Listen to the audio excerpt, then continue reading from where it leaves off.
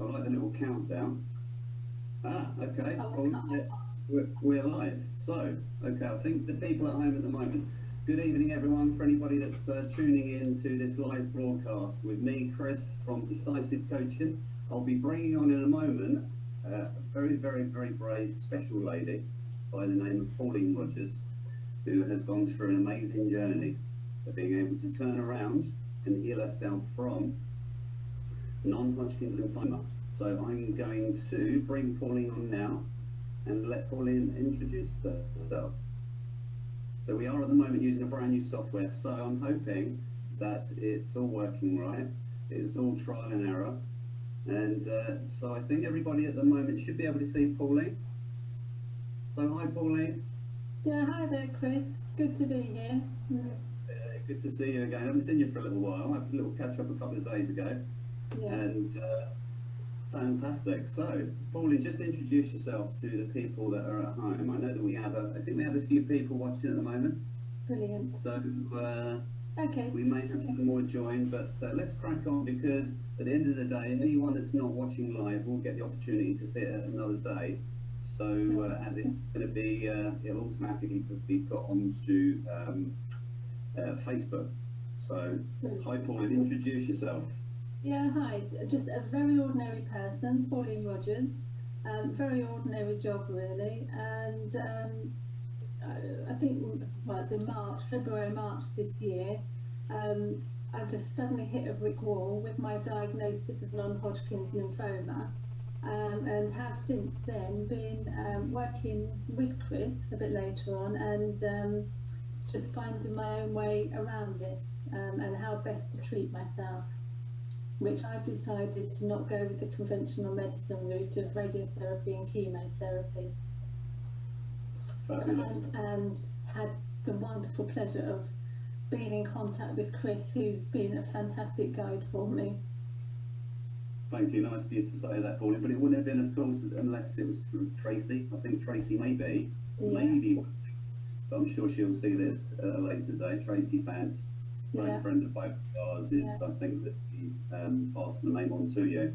Yeah, that's right. So, fabulous. A couple of little things at the top of my notes here that I just wanted to be clear about is that I actually did get some advice from one of my coaches, my NLP coach, later a few weeks ago, when I first told him that I was going to be doing this live interview on such a delicate subject. Around the subject of illness, sickness and disease, it can always be quite controversial, especially when we're talking about the subject of cancer. So I am going to state a little disclaimer for anybody that is going to be watching this either live or later on, is that I am not in any means selling a cancer cure. So I want to be clear about that. So, on that note, Pauline, is that I've got some messages that I've been sent from various people over the last few weeks leading up to this little discussion. So I thought it would be a really good way of kind of getting people to open up their ideas, open up their perspective around the subject, and maybe by the end of this see an alternative perspective, or just another choice at least, than what we've all been led to believe is there is only one way. I think since social media has been coming out more now, is that information's being shared around and people are realizing that there is more of a choice, but it's still a little bit kind of certain or uncertain, and the balance is still, I believe, is too far in the realms of uncertainty for people. So I've got a few questions, okay, and hopefully we can open people's minds up a little bit to the subject, okay. So first of all, there's a couple of questions that I would like to ask that was sent from yourself, of what you would like to discuss on this subject from your own perspective, okay? And that is choice. Tell me what you mean by that when you ask me to mention this question around the idea, around the subject of choice and people's opinion. I think really it's about and realising that actually there is the choice. You don't have to just go down the normal standard NHS route of chemotherapy and radiotherapy. but there is a broader perspective. And it was something that I was always open to, actually, because I think I am an open-minded person anyway. And I'm a great believer about the power of the body to heal itself. Yeah. So Yeah, it is about choice. And for me, certainly on my blog, there's a big heading now on the left-hand side that said the choice is actually to work with the immune system to support it, or go down traditional route and annihilate the immune system further, making it more difficult for you, for anybody to heal, I think. Certainly my belief. Okay. Another big subject on this is the effects that it has on other people in your life. Anybody that gets diagnosed with cancer, and of course what follows the diagnosis is prognosis, is when you have this very significant member of a significant figure in our lives, is our doctors and specialists, and these people that we high regard. And of course I still do, and many people feel or think that I'm anti-doctors, anti-medical system, anti-pharmaceutical, but of course I'm not, is that we need it. I've needed it many times in my life, like most other people have, so I'm not anti the system. But let's look at the effects that it can have on other people, and of course the effects that others can have on you with swaying your decisions as well, with making your decisions of which direction that you're going to go. So how relevant is that, do you think, Pauline? Very relevant. I think, my experience, seeing my GP, the ENT consultant, and then the hemo-oncologist, every one of them wanted the best for me, but they weren't necessarily so open to my way of what I thought was the best way for me. So that was pretty difficult. They were actually, because they've had good results, I guess, from chemotherapy, and believe that's the way that you heal cancer. I guess that was the way that the only way they could see forward. But certainly for me, I wanted to try other routes, because I really didn't want the chemotherapy and all the damage that can do to, or would do to my body anyway. So in regard to other people, their family and friends and so on, I think whilst it's me that's got the cancer, the knock-on effects around me actually is quite significant. Certainly with my close family, my two sons, one that's living with me at the moment, he's had to see his mum completely break, at times, and he's been absolutely brilliant, I must say, at 29, and he's been really supportive, but likewise he's needed his time out from that. He needs to maintain a normal life as well. There's my mum, who obviously wants the best for me, and it's a different generation, and again thinking that chemotherapy really is the only route to getting well again. So it was a massive challenge for my mum, to support me in this. And same for my brothers, I think, my two brothers. So I had to do a lot of explaining to them why I wanted to go down that route. And then other issues as well with the people around you. It changes your relationship to people, or people change in the way that they see me or treat me. My really good friends have actually been amazingly supportive, and then I'm so grateful for them. There are a few people that can't take what's going on, so they've stepped away, which has been really painful, actually. So it's not just... Sorry, Pauline, let me just butt in there. I do that quite a lot, don't I, in my coach? Probably noticed that, haven't you? Sorry about that. It's very relevant, I think, for people to know all of the things that can potentially happen when something like this does crop up in your life, and that is, there was a significant person in your life that was affected by this. Can you speak a little bit more about that, if you're okay with that? Yeah, I was in a relationship with a wonderful man, and it just was very difficult, I think, for him to be with me. So along with the cancer, I've done a massive amount of grieving really, and having to, or trying to let go of that relationship. I think, you know, it's important. I know I need to let go now, but I'm hoping, you know, when things change and when I do get the official all clear, it might be different again. I don't know, but that's been massive actually. Yeah. Very painful. Yeah.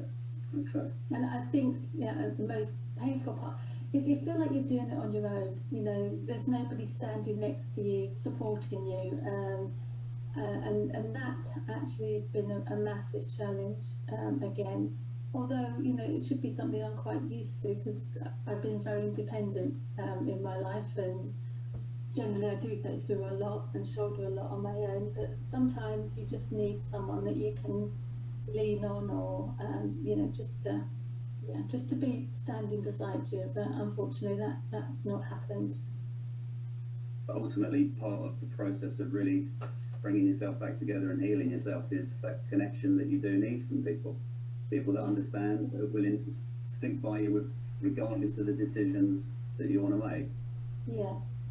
And I think that's important because the people around you are actually the foundation of your life. And you need the foundations almost to keep your sanity.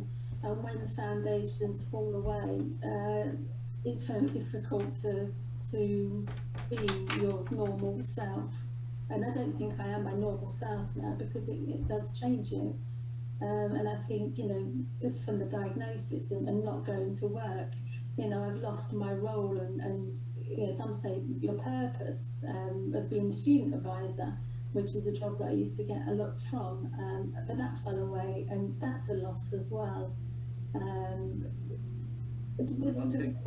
Something else comes about though, because look at the impact that you're now going to start having on other people. Well, it needs to be, something positive needs to come out of it, I think, yeah, so I'm working towards that, definitely. It's definitely going to be at the end of this video, I'm sure, because I think you're going to have a positive impact on other people's lives. Just letting them know that there is another option, which of course, for everybody that is watching at the moment, is that we're going to go into that a little bit later on.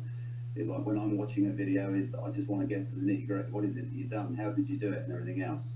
But of course, it isn't just a case of taking a magic pill, changing your diet, start exercising, etc., etc. It isn't what, that's what people are looking for, is a magic pill. Do you agree? Is that one thing, whether it be cannabis oil, whether it be a healthy diet, whether it be just something that we can see, touch, taste, feel, is that we're going to take that and it's going to change everything and it's going to make it go away.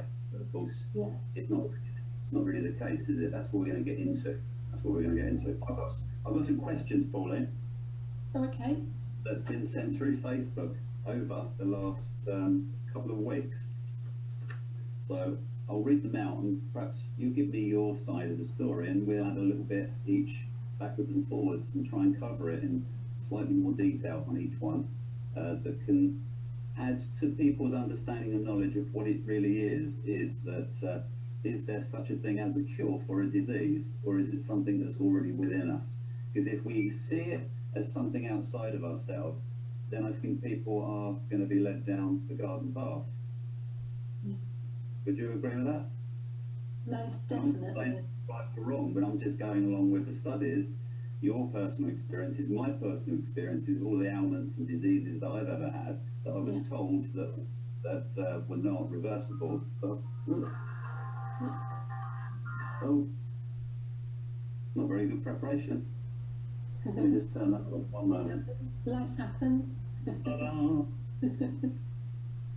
So right, let's get into these questions, Pauline, okay? Okay. So Sam Dobson, what was you more apprehensive about? Now this is a really, really good question, okay? What was you more apprehensive about? Mainstream or going natural? Good question. Now, I think I was most apprehensive about mainstream, certainly the impact that was going to have, because at that time I wasn't feeling 100%, but I knew that if I was going to have chemotherapy, I would feel a lot less than 100% and a lot worse than what I was feeling at the time. And also, it's about the impact, again, not the impact on others. You know, I'm thinking about my sons and my mum, and close family and friends. Because when you have chemo, then you do look ill, and I believe, and I didn't want people to see me like that really, and I didn't want to feel like that, and so I was very much moving away from the standard NHS treatment.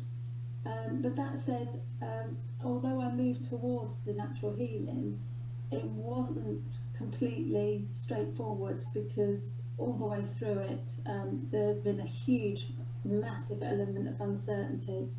And I think Chris will agree with me, that's tripped me up an awful lot along the way. Uncertainty about everything, not just about whether it'll work or whether it won't work. I was fortunate enough to have been on the programme with Chris for, I don't know, 3 or 4 weeks before I saw my hemio-oncologist. And I was beginning at that early stage to see some good signs and some positive signs. So that really encouraged me to move further away from the NHS chemotherapy route, and much more towards the natural healing. Okay. So what you're saying there is more about what your current beliefs were, and what the majority, if we look at the majority of the people out there, is the majority tend to hold this belief that there is only one option, and it's the mainstream. It's the one that's always been there. It's the one that's kind of, it's there in front of us. It's the place that we go to if we get sick, we get poorly, is that we go to somewhere called the doctors or the hospital, etc., which is great. And of course, it has its use, doesn't it? It has the accident, emergency, and everything else. It's great. We cannot do without it. Yeah. I think without it, I wouldn't have got my diagnosis anyway. So I needed to go down that route to get the formal diagnosis. So I knew what I was facing and what I was up against. Was any choice given to you by that system of an alternative? No, and that started quite early on. It was my GP that confirmed my biopsy results, and he said, "Oh, it'll be 3 to 6 months worth of chemotherapy now, and you really need to be thinking about yourself and taking care of yourself." And that was followed on by the ENT consultant that I next went to see, who again confirmed my diagnosis. And then I went on to the hemo-oncologist, and it really was the only route for him. In fact, I was given 2 choices. I could have had radiotherapy and 3 rounds of chemotherapy, or 6 rounds of chemotherapy. Now, for me, I was diagnosed with stage 1 non-Hodgkin's lymphoma in my tonsil area. So that's how I knew something was wrong, because I could see it. But being diagnosed with stage 1, I felt like I had a bit of time. So I bargained with my family, actually. And I just said, "Oh, give me time, just give me a couple of months, give me till the end of August. Just to see how I go with this route," because I felt like I'd got time. Whether that was wise or not, I don't know, but that's one of the reasons why I decided to go down the uncertain route of natural healing. It's funny, we call it the uncertain route. I mean, from your perspective, you're calling it the uncertain route, but it's the one that you ended up taking. So yeah. Was it really the uncertain route, or was it the more certain route in your gut? It's quite often our brain here is trying to protect us and tell us to go down the normal route and stay safe, isn't it?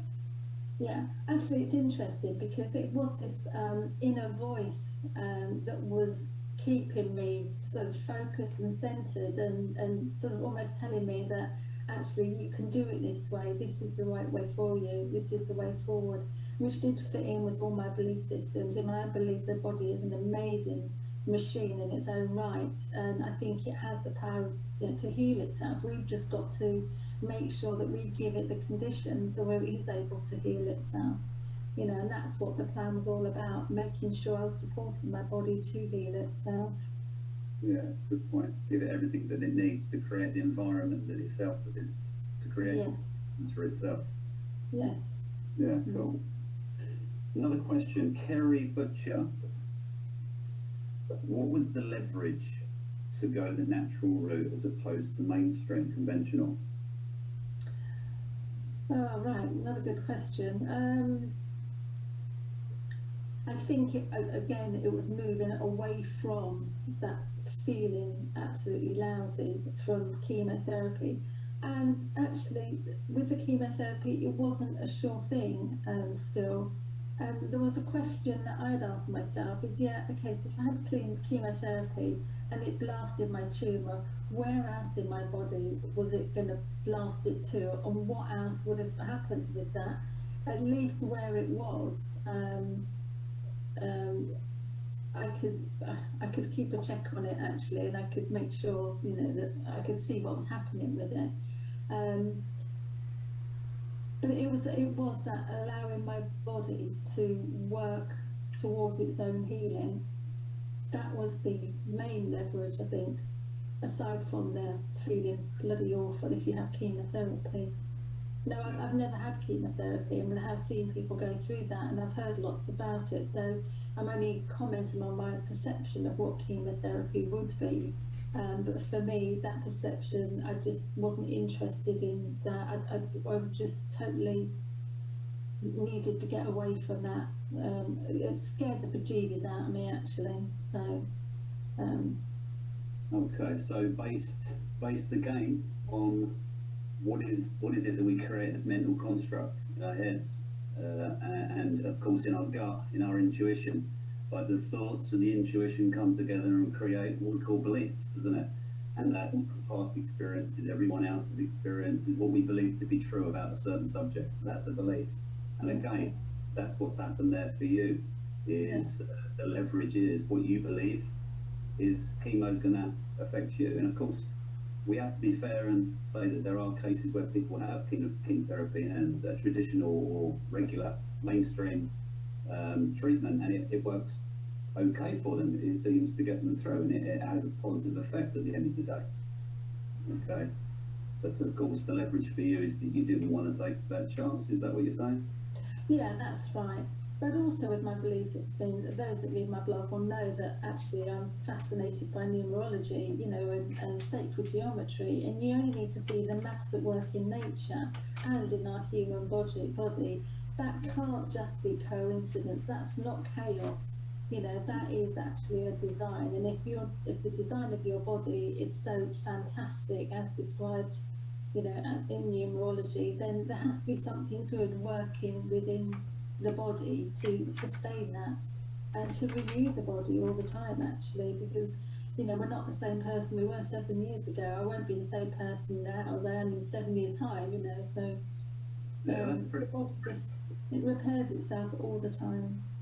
Yeah, and you're right, there is that scientific understanding now is that we do repair ourselves. Is it other than our teeth and our hair or something? Is everything else is kind of rejuvenated, and every part of us, all of our organs are rejuvenated over different periods. I think the liver's the quickest because it's the first in line of the bloodstream, and various other different organs and part of us. So we're not the same person, which is really cool, isn't it? So based on that understanding is that we can make changes now with whatever it is that we're thinking, how we're feeling, alongside changing our diet, exercising, drinking plenty of water, breathing properly.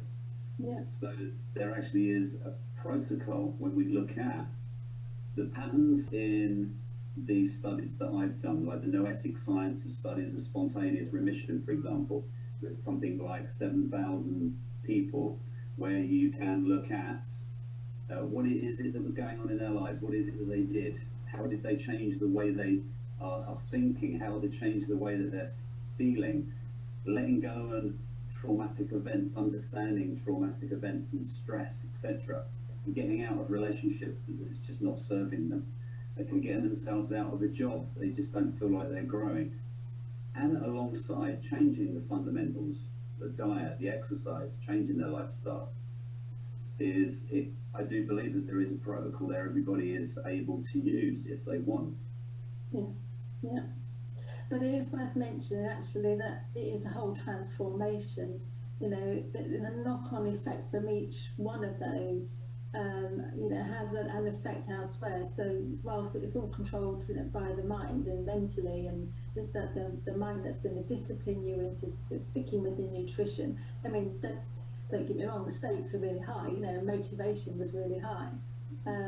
But it is that interlinking of the emotional, the mental, the physical, the spiritual as well, and how each one of them knock on to the other one, that it just makes it a transformational process. It's not just you change your diet or drink more water, you know, or you think happy thoughts and that sort of thing. You know, it is a lot more than that. You're actually living it rather than mentally processing it.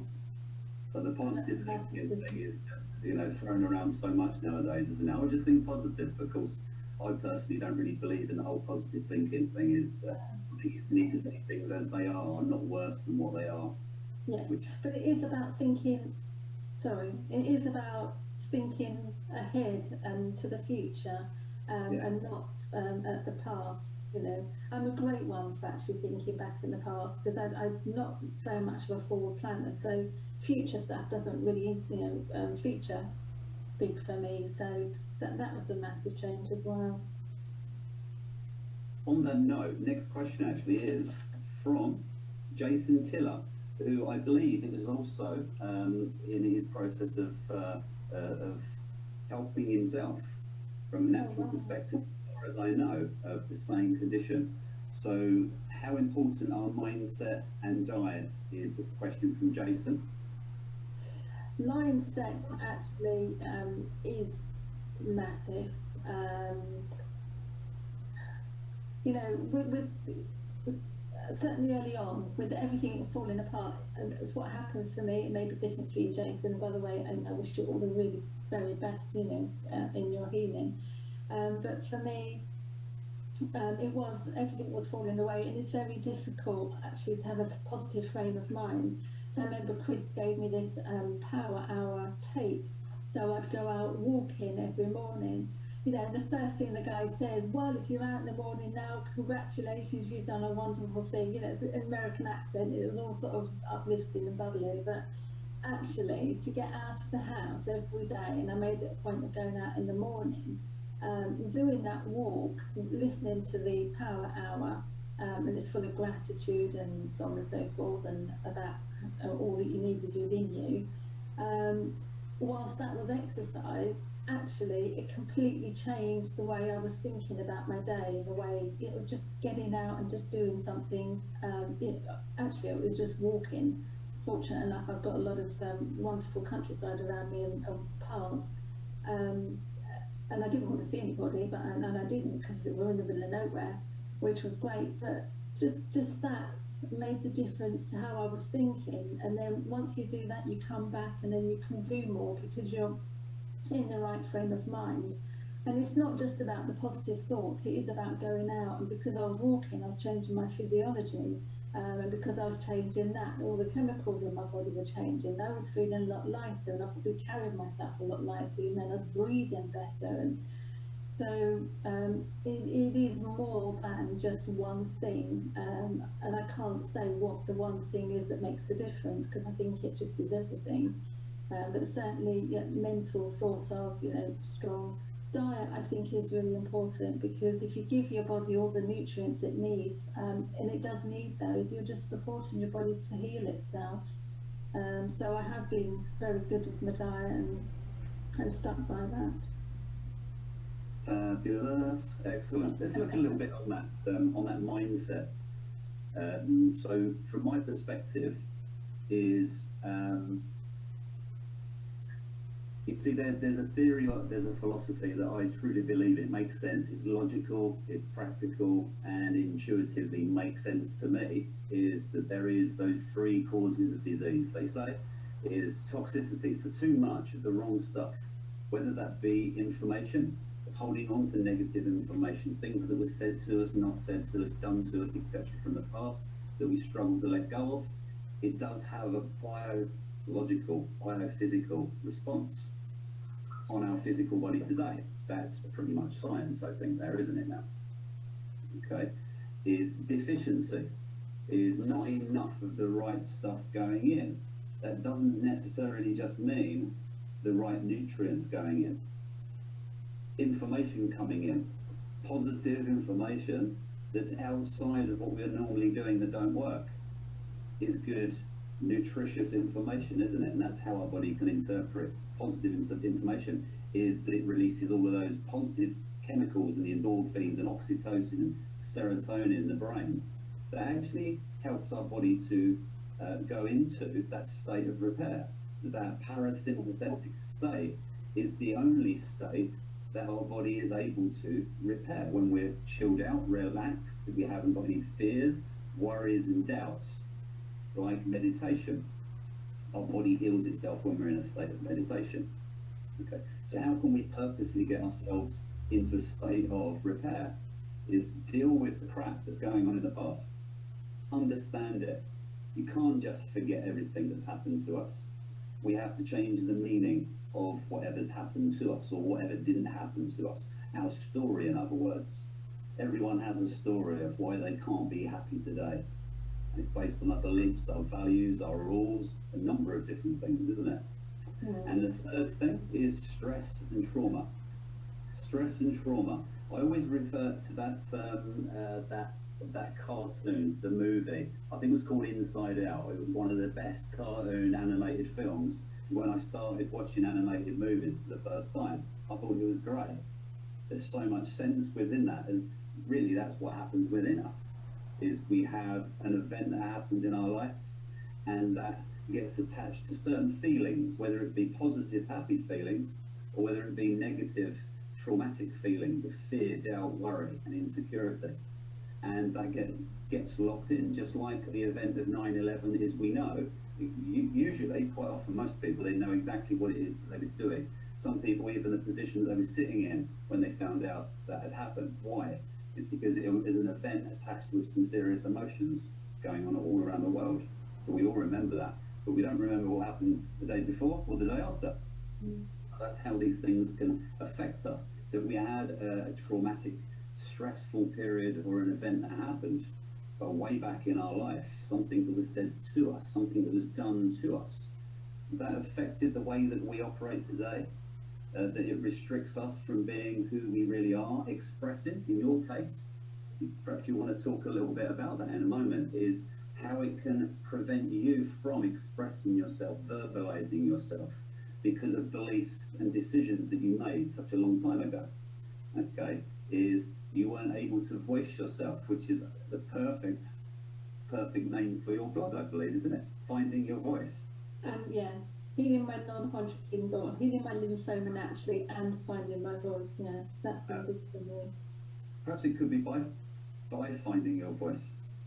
Possibly.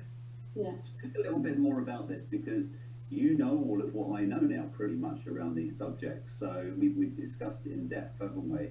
The times that we've spent together, helping you go forward. So just tell everybody else, from your point of view now, of what you believe and what you understand is maybe a possible link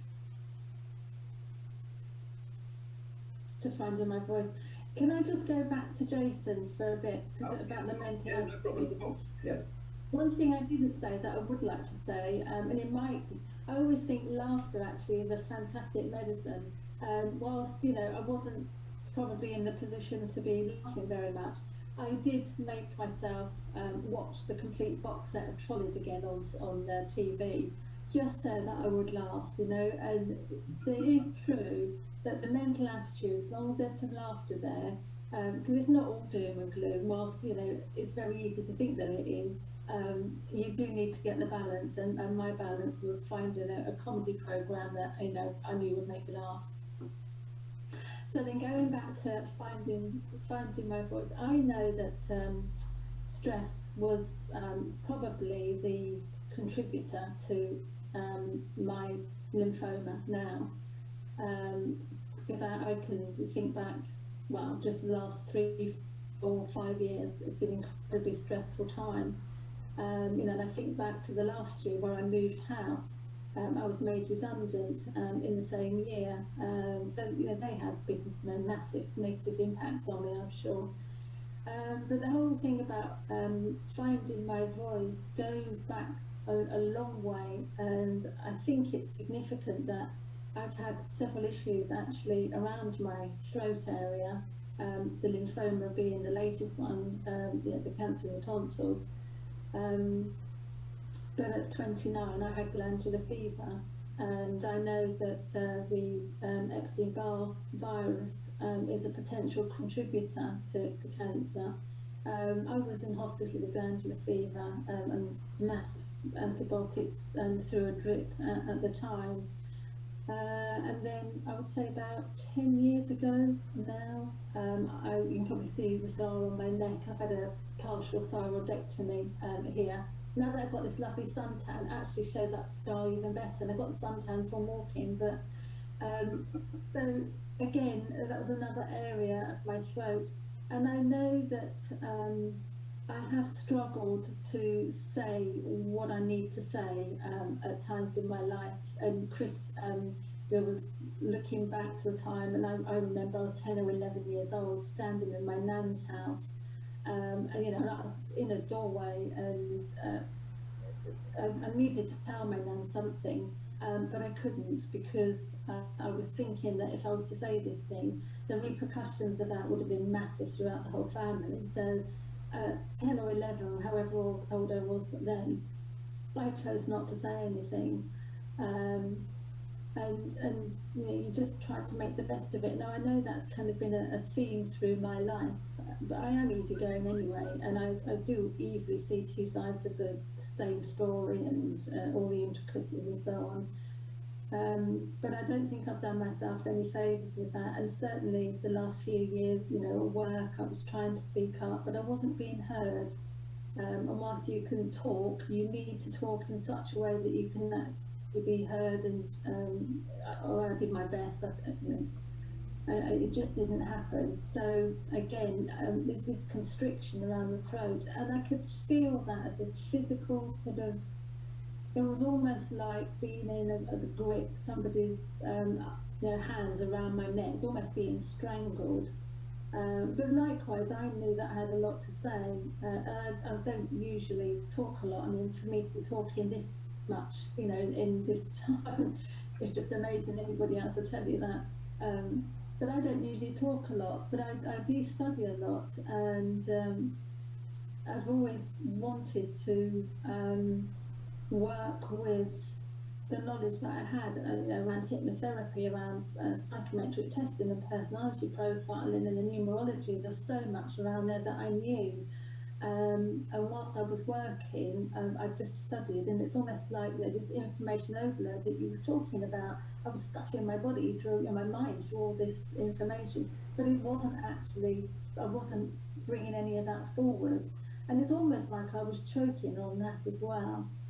So part of my healing process actually is to do much more about what I want to be doing, actually, not just having to go out to work to pay the mortgage. I know we all have to do it, but it's about getting that balance.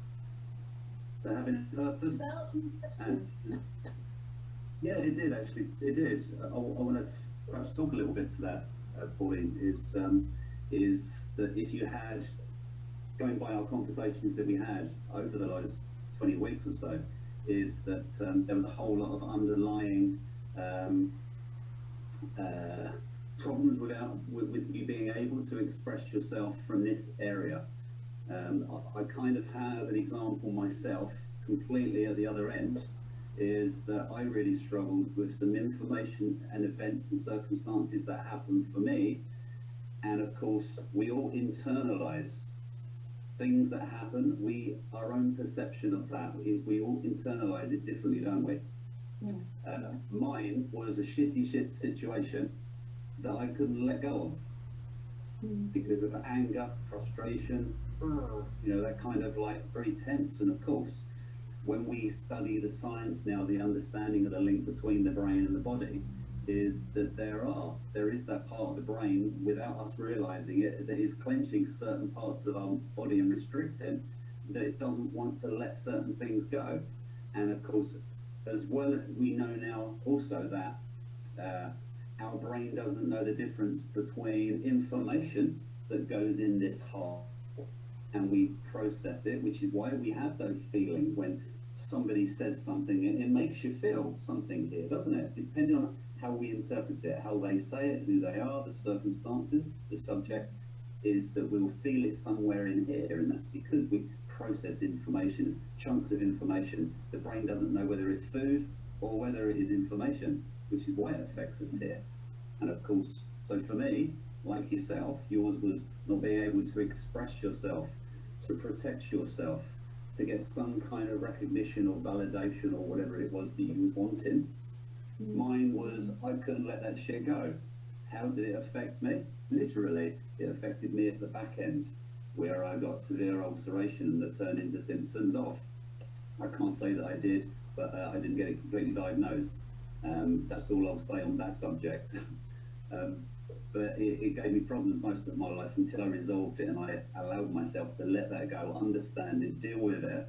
And of course, my symptoms automatically stopped. So very similar to yours is you couldn't express yourself, that's where it affects you. And of course, we look at many of my clients that I have with all sorts of problems, like fibromyalgia is one of the most common, is that they will all have certain things in common, what they're doing, what they're not doing. And it's taken its toll in all very similar types of ways and expressing itself all different, very similar ways within their body. Does that make sense? Yeah. It does. I've literally emotion. So any emotion that's sad or whatever, again, I suppose I don't know if everybody's the same, but certainly that feeling of being choked all the time, Yeah. And if you don't do something with it, it just stays in there choking you, doesn't it? So. Yeah. So part of your therapy, part of your healing process sounds kind of crazy for many people, but this is why we need to really open up our minds and stop looking for the cure outside of ourselves in the magic pill, is that they're all contributors. They're all contributors, but really understanding what the cause is, what's the real root cause underneath. So being able to express yourself, learning lots and lots and lots of stuff. Lots of people do that, and I used to do that as well. Learn lots of stuff, but never do anything with it. And of course, on some level, it takes its toll, and it does, doesn't it? Yeah, it does. It does. Got another question?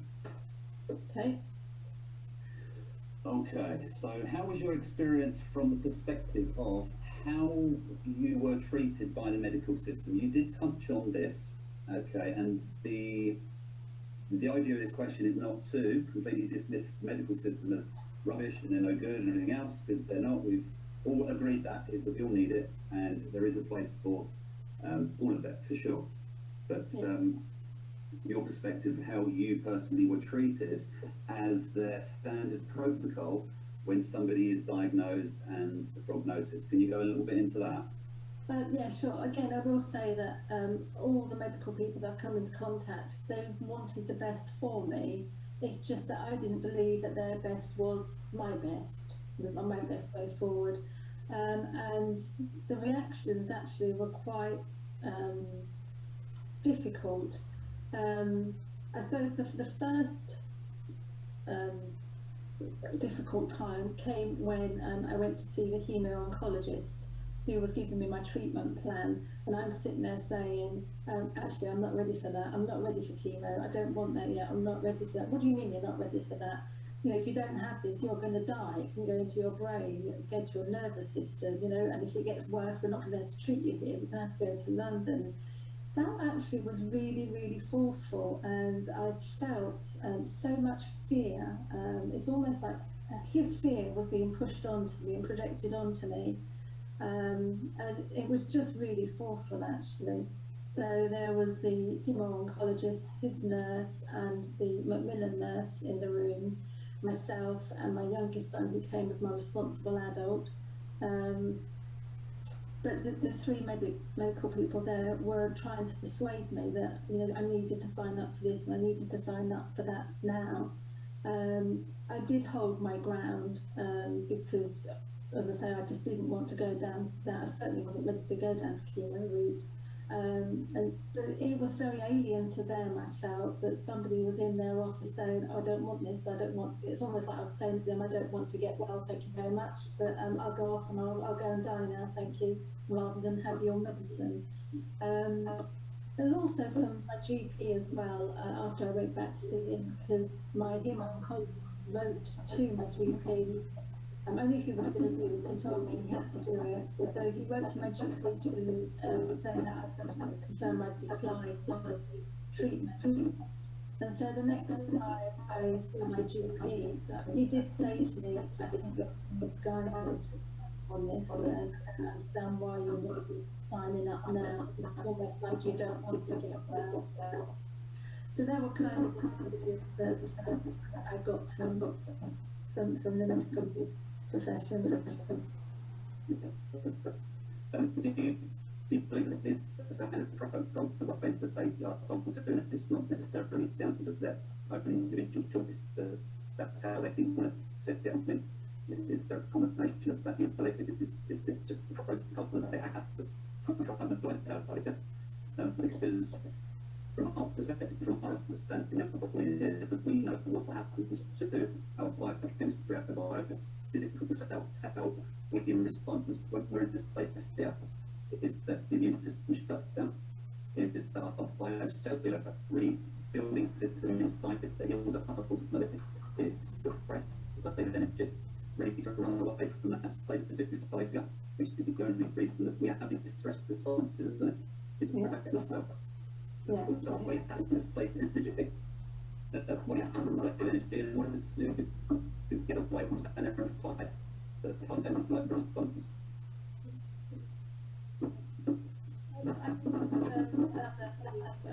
Therapy session after that. I took myself off for a walk and went to the edge of the and I was indulged in some screaming therapy because I thought, okay, I'm going to get this out now because you made me feel so crap that I don't want to sit on this. So I went and screamed.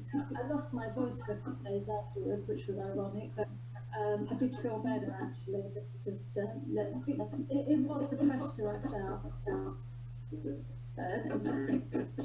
That's a really good thing actually, because there's a couple of things on the blog I know quite really well, and it's bioenergetics.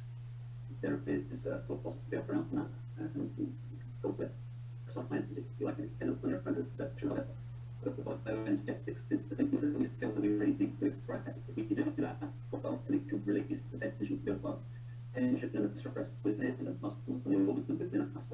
So if we are worried and afraid of doing anything expressing ourselves in certain ways, that usually is the long-term kind of cause that manifests and creates that environment for disease that is crazy, really ironic that you had that intuitive need to go out and spread. I think that was that I felt my worst after that appointment. The whole of this span of not being well, that was the worst actually, because of their fear that was. I felt like they were pushing that on me, but it brought up so much more fear in myself as well. You know, so much self-doubt as well. I just, yeah, it was the only thing I could do at the time, and it was good.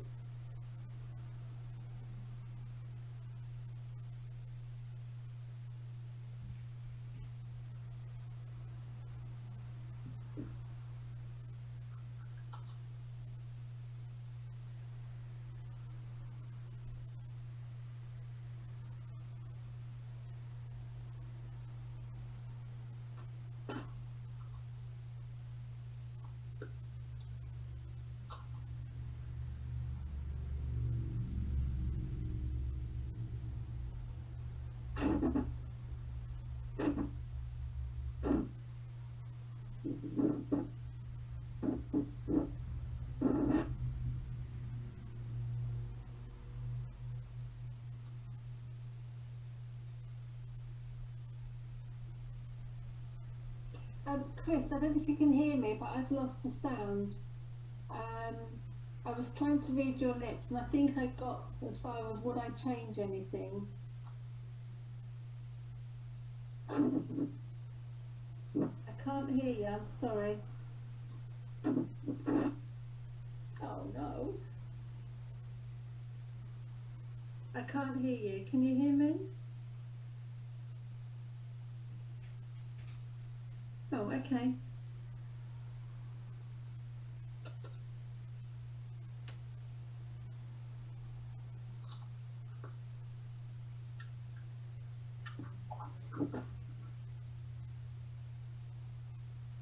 No, I can't hear you.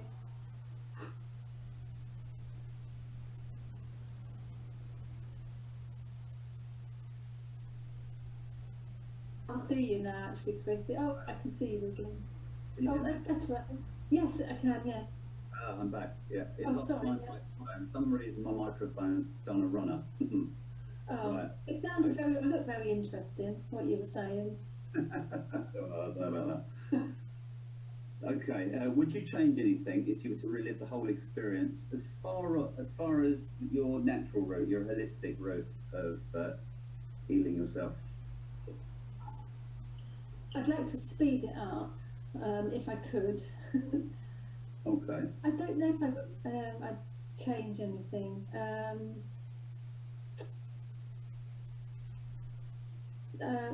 No, because actually this route has been a good route for me, and it is acknowledging that it's a process and it happens in its own time. Okay. And I have to be, but it's taught me to be patient, more patient than I have been. But no, I don't think I would change anything. What about for the same question, but for other people that will watch this in the future that could be needing the same guidance? What would you change for other people? Oh, just to be open, just to keep your mind open to different forms of treatment, and do your research. Actually, you sent me a load of Ty Bollinger CDs, video clips. The Truth About Cancer. You know, watching those was amazing.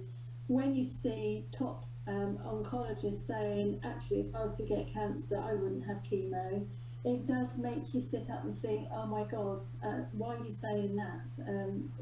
You know, what's that about? So it is about doing research, really, and being comfortable with what you're doing. Another one you sent me was a Project 10-10-10 about perception, and that was just mind-blowing for me. And it is about the need to believe in what you're doing, because if you don't believe in it, chances are you're not going to be successful at it anyway. So the whole belief thing that, yes, it is uncertain, but I believe this to be the right way, and I know that this can work. I did have those thoughts with me all the time, and thank God I did, actually, because they're the things that were supporting this inner voice that was, you know, saying, just stay with it, you'll be fine. This is the right way to go. Yeah, yeah. Because there was a few times, I'm sure, with many of my clients, I find that is when things get a little bit uncertain, if you like, is that it makes you kind of want to separate yourself away from even your coach or the person that's helping you as well. So there's all sorts of things going on, isn't there? Yeah. But we need to stick with it and trust ourselves, and trust ourselves mainly. Yeah, it's about trusting that. Definitely. Because I didn't really want to talk to anybody for a while, you know, and I would separate myself out completely from friends and from family and from everybody, because I just needed to do this. I mean, I didn't separate myself from you, because actually you were the person that knew what I was doing and believed in the same things that I did, and I needed that. I needed you to be there to do that, which of course you were. So it's important to have somebody, at least one person with you, that's understanding where you're coming from and what you're trying to do and what you're trying to achieve, and who is totally supporting you in that. That is just, yeah, unbelievable, actually. That makes the difference. Yeah. I just want to talk about now the protocol. The protocol, really, the strategies that you really did do in a nutshell of what it is that's created your ability to heal yourself naturally. Okay. And of course, it really all boils down to a phenomenon we've all heard of. Everybody has heard of it at some stage in their life, and that is the placebo effect, which is really, I promised myself that I'd never swear, but if I do, I'm going to donate £1 for each time that I do swear. I'm going to try not to. But it can be sometimes quite frustrating because for many years now, the pharmaceutical industry, and of course I am in favour of them to a degree, is that they have tested their pharmaceutical drugs, all different types, using a double-blind placebo effect test. Okay, and there has been studies witnessed in many different studies. I will try and list them in the description at some stage when I can find them somewhere on my computer. Is that there's a real high percentage of people that actually do get better, okay, from not having any form of drug at all, but the belief that they've had the drug and it's going to work and it's being prescribed to them by a significant, trustworthy figure. That has a tremendous effect on our biochemistry, on our beliefs, mainly our fear levels. How afraid are we? Because that's ultimately what determines whether we get better or not, is how afraid are we? You've been using all night the words certainty and uncertainty, two of what happen to be two of the fundamental human needs that we have. If anyone knows of the 6 human needs, look it up. It's great, it's fantastic. It'll open your eyes to why we do what we do. So 2 of the needs are certainty and uncertainty. Certainty is that need that we have to be safe and secure, is that we can at least be in control and be comfortable. It's that survival mechanism that's built within our primordial brain. But at the same time, we have that need for uncertainty, as in excitement. But the problem is that we're being made to feel uncertain because of the beliefs that we have been indoctrinated with. Not necessarily deliberately, and I'm not going to get all conspiratorial on everybody yet, is that we have naturally just been indoctrinated with beliefs of uncertainty around anything that falls outside of the current paradigm, the current understanding. This is how you're supposed to do it. This is the only way that you can go. And of course, if we was taught all of our lives that this was a banana, and today someone says to you, no, that's a pen, well, you're gonna question that, and you could even get quite upset and protective over that, especially if you was told by significant people in your family that this was a banana all of your life, and today someone says, no, wake up, Chris, it's a pen, mate. So you're going to challenge it. That's what belief is. People want to protect their identity. They want to protect their beliefs. And so that would be the first thing that I would start with anybody. And that's the first thing that I started with you, Pauline, whether you was aware of that or not. Now you probably are. It was to really challenge your beliefs. So I gave you, I sent you links, I sent you material. I didn't never once say to you, look, this is true and you have to believe it. Try it, have a go, look at it, see whether it speaks to you in your gut, in your heart, you know? Put your head to rest for a while, because the head, 2 million-year-old brain, it's there for one purpose only, and that is to protect us, isn't it? That's all purposes. But if we listen to our intuition, our unconscious mind that knows the answers, it will tell us that maybe we need to try something out of the ordinary. Because what I've seen around the subjects of chemotherapy, radiation, etc., has had, and I will always say that it's had some form of positive results for people, for sure. But is it based on the placebo effect? Did they truly believe that that was going to work for them? And just by chance, everything else fitted into place, their nutrition, their diet, okay, their exercise, they got rid of some baggage and crap out of their history, their story, dealing with things, having a sense of purpose now going forwards. It all ultimately just changes the way that you feel. So the placebo effect ultimately is the cure for most of our diseases, if not all. And it's been right there under our nose all along. And they test our medical drugs by using that. Because from what I've seen with my own personal health and my challenges, with you, with other clients, with friends and family, and all of these people, and the studies and the videos, and all of this information, you can see very, very obvious patterns in people's behavior, their thoughts, their beliefs, what they do, what they don't do. And you can see the ones that get better is the ones that do things from a holistic perspective and are not looking for a cure outside of themselves, in the pill, in the diet, in this, in cannabis oil, in all of those things are amazing. They have amazing healing properties. But diet and nutrition and over toxicity and too much of the wrong stuff, those two things, all they really do is they'll either assist or prevent the natural phenomena of our body healing itself anyway. So they're not the cure. It's the thing that prevents the cure from happening is here.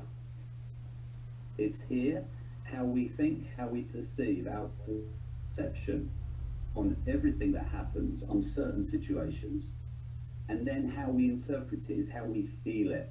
Because if you think of a negative event in your life, everyone out there, if you think about this, if you think of a negative event from the past, you will always get negative feelings associated to it. It's the placebo effect. Spontaneous remission, we've all heard of that, I'm sure. People have a brain tumor 1 week and a month later it's gone and nobody knows why. The medical system are completely puzzled. They don't know why, and it just happens. Documented evidence there that noetic science of some study that was done in the early 60s or 70s or something is thousands and thousands of people studied, and there's very obvious signs is that they changed a whole lot of things in their life, and they actually created their own protocol of self-healing. There is no rocket science behind it, I don't believe. I think it's there available for everyone to do. I think there are 1 in 100 million, I think, is genetic, and we still need some much deeper understanding, so there are exceptions. But the genetic determinism thing, I think, was thrown out of the water with epigenetics, and that is that we are pretty much what we perceive our environment to be, how we respond to the factors in our environment. And this is more later science, really, is the understanding of what really is going on. What is it that's creating all of this disease? Certainly not helping. There's a whole lot of toxicity out there, and quite often it's going to clog us up. Too much in the wrong environment, you're going to get some serious health issues. You deprive yourself from enough of the right stuff, is that you're going to get some serious challenges. Is your body is going to rob certain minerals and elements from various different other parts to try and compensate, ultimately just to keep you alive. So based on that, there isn't really that much rocket science behind it. Eat as healthy as you possibly can. I think it's really, really good, and I do personally believe, it's not everyone's personal belief, I do believe is that if you can reduce the amount of animal products for sure, if not cut it out completely, it will serve you well.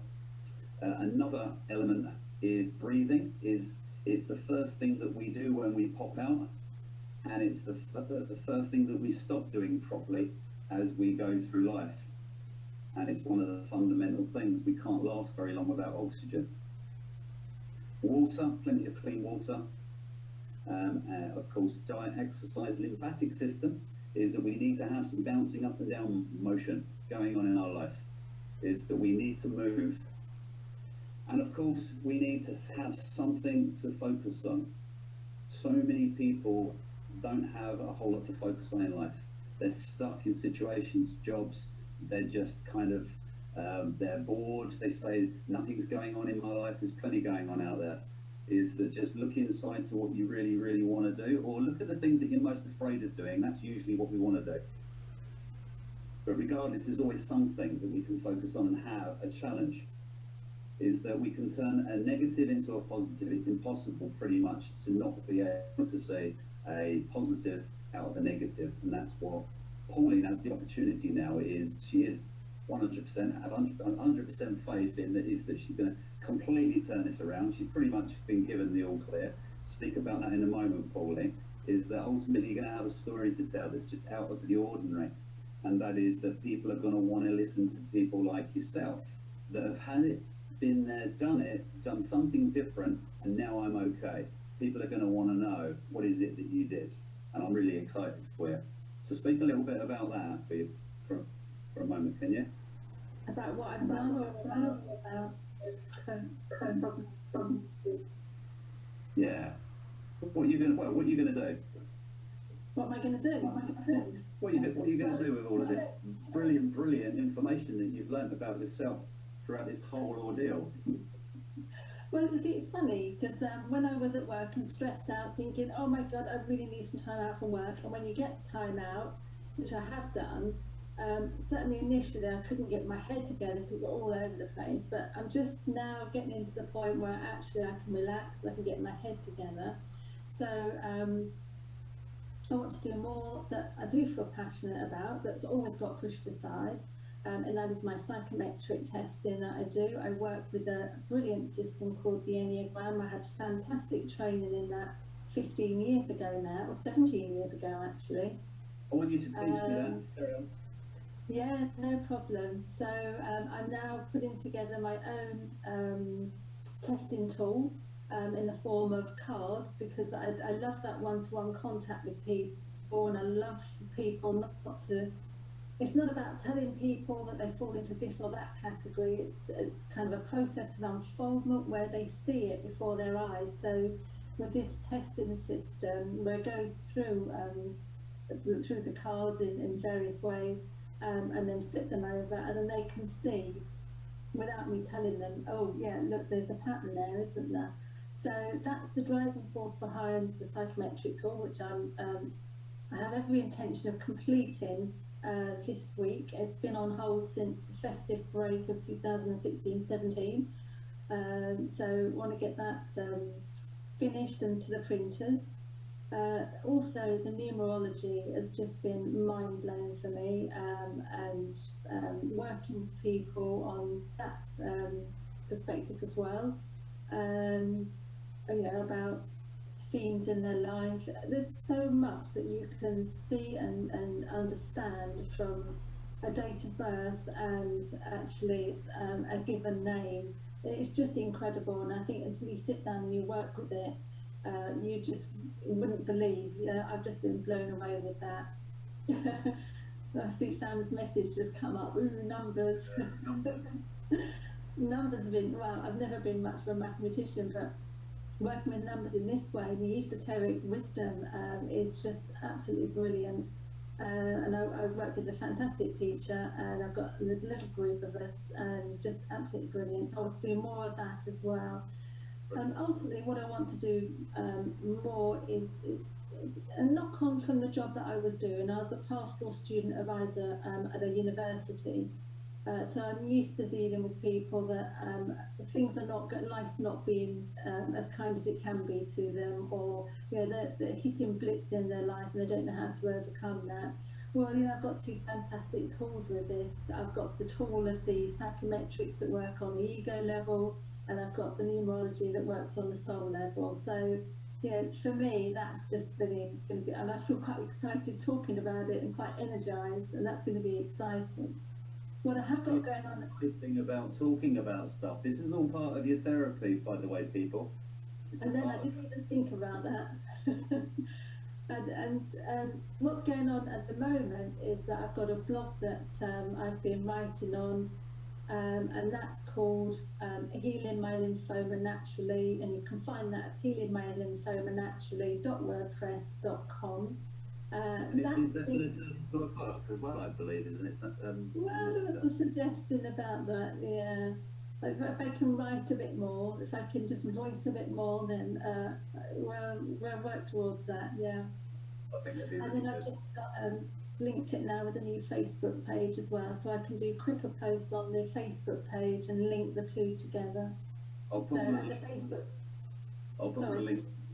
all the links on the description for this video for everything for you as well. Oh, sounds brilliant. Thank you for the encouragement there. I just got a message. Can I just say something to that? So for everybody that's watching this, there's going to be another interview. I'm actually going to be interviewing, I'm not sure yet, we're going to decide tomorrow, we're going to have a chat tomorrow. Sam is another dear friend of mine now, which started as a client who overcome all sorts of problems as well, fibromyalgia and ME and this and that, and lost a whole ton of weight. Not literally, Sam, okay, but a hell of a lot of weight. She's amazing now, and she's always been amazing, of course, but she's now a fitness instructor and really showing other people the ropes of how to change their beliefs. and how they change their lives. So a massive turnaround as well for Sam. So look forward to that. So everybody tune in for that one. That'll be a very interesting one also. Carry on, Pauline. Carry on. Where did I get to? Oh yes, the Facebook page, same name, Healing My Lymphoma Naturally. You can find that on Facebook. There'll be shorter posts on there, and the two will be linked. And I'm enjoying that. I'm enjoying that. So I'm just laughing at Sam's message there. Thanks, Sam. That's great. So anything that you'd like to summarise before we clear off? Oh my goodness. I think one thing, with all the uncertainty, because the whole process has been uncertain, everything, you know, from the diagnosis, where the foundations of your life go, to what's going to happen now, what am I going to do, and oh my goodness, and how people are going to be. It's just that actually it goes through in stages. You know, there was the initial sort of stage where it all becomes a reality, and that was the stage, I think, where I did absolutely fall apart. And it is about, you know, the breaking. You've got to break to heal. And then there was, so that was stage one. That was up to the breaking point, I think. That was about 2 weeks before I came to see you, because I was waiting. I thought, no, I don't go to see you when I'm absolutely broken. But I have time to go. No, I have since, haven't I? I've turned up on your door in floods of tears, and everything's wrong. But you've been great. And so the second stage, really just working at it, working at the diet, working at the nutrition, the exercise, the you know, getting your head together, releasing a load of stuff, coming to terms with a lot of stuff. The counselling was just great, actually. And like you say, being able to dump so much, or just let it go, and it's behind me now, which is wonderful. And then the third stage here now really is about how am I going to put my life back together again. You know, I don't want to go back to how it was, because that didn't do me any good, really. So it's about being constructive and looking forward now and planning forward, and what do I want in my life. And so it is a process. The whole thing's a process. And whilst, you know, it might be easier in some ways just to go and let someone stick a needle in you and pump you with chemo, you know, and then get back on with your life as you knew it. For me, that really isn't the right thing to do. It is about going through this process. It is a transformational process on many, many levels. But ultimately, I know that it's going to be absolutely brilliant. And there'll be a day when I do feel the gratitude for having cancer. I can't say that I'm 100% there yet, but I'm getting there. I'll work on that with you on the next time you come around, I think. Excellent. Because there's so if you was to look at your life now, because of it, is it fair to say that there's a whole lot of things that you've actually changed throughout that process over the last few months? Absolutely. For the better. I think I remember saying to you that, you know, it's really hard for me to come to see you as a coach, because I know all this stuff. I've done hypnotherapy, I've done psychometrics, I've done all this, I've done, you know. But actually, that was amazing for me. And some of the stuff that you've done with me has been just mind-blowing. And I think the most significant was about when you got me to do a list of what my good qualities were. And then quite innocently you said to me, you sat back in your chair and you said, how often do you do those on yourself? And do you practice those on yourself? And then there was an amazing gulp, you know, this thing. Of course, it was never. And so, whilst I like to have thought that I was being kind to myself, now I really am being kind to myself.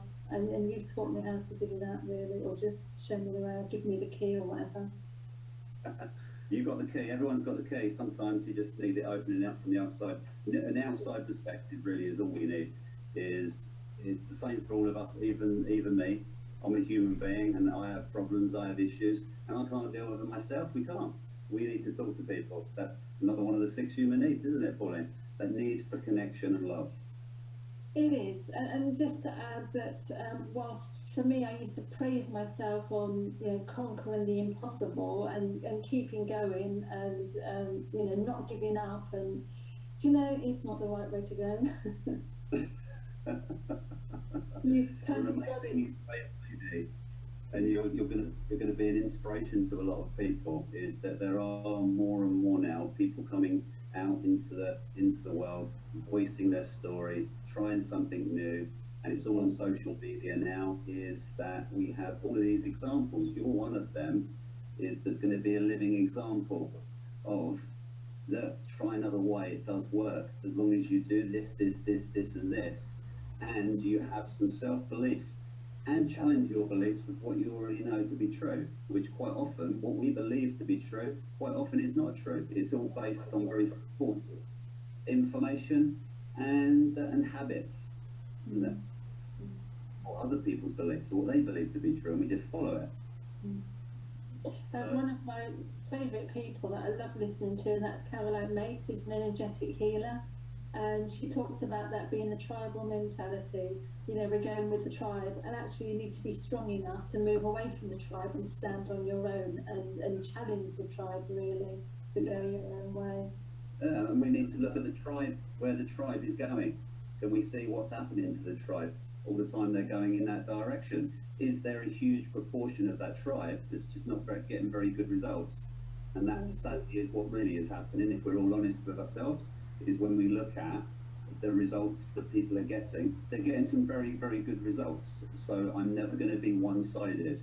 Let's look at the balance. Let's look at the balance of the positive results that people are getting going that way, and look at the people that are going this way, doing it right, embracing it, getting help and support. Let go of the ego. Okay, put it down. Don't pretend that you know everything, and talk to somebody. Talk to somebody. Try some new things. Try just changing our perspective. And at the same time, don't think that the cure is outside of yourself. They will only help your body to heal. Okay, it ultimately comes from here. Is the what is it that Dr. Leonard Coldwell says? It's the challenges that we put upon ourselves, I think is what he says, isn't it? Is the restrictions that we put upon ourselves or allow other people to put upon us, ultimately, is what restricts our ability to heal. I had something amazing that I wanted to say then. I think it's gone. Lost it? It's not stuck in my throat, I've lost it in my mind. Go on. Oh, I'm trying. I'm trying. Oh. No, well, okay, it's gone. It's gone. But in your But book, it was really important. And it was really pertinent. make sure it goes in your book, Pauline. Yeah, right. No. Make sure but I'll make sure that book materialises. You know that. Yeah, I should be seeing you for a while. Okay. I think that's about it, Pauline. I think we've covered everything. I think people get the message. Oh, I just remembered what it was. Oh, go on. And it was one last thing about this natural healing, because you were talking about the medical profession, and their success rate is based on how many people are alive after 5 years of going through the treatment. Yeah. One of the things that for me was actually, I don't want to be sitting on a knife edge for 5 years. And if I'm going to heal this, I'm going to heal it properly. And I want to heal it in a way that it doesn't come back.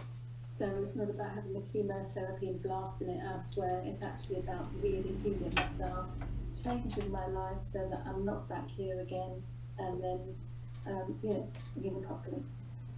Yeah. So as opposed to spraying the fruits that are damaged on the tree, is that you need to deal with the roots, what's going on under the ground. Absolutely, you do. Yes. Yeah. Well done, Pauline. They've been shaken. Have a little shake now and again.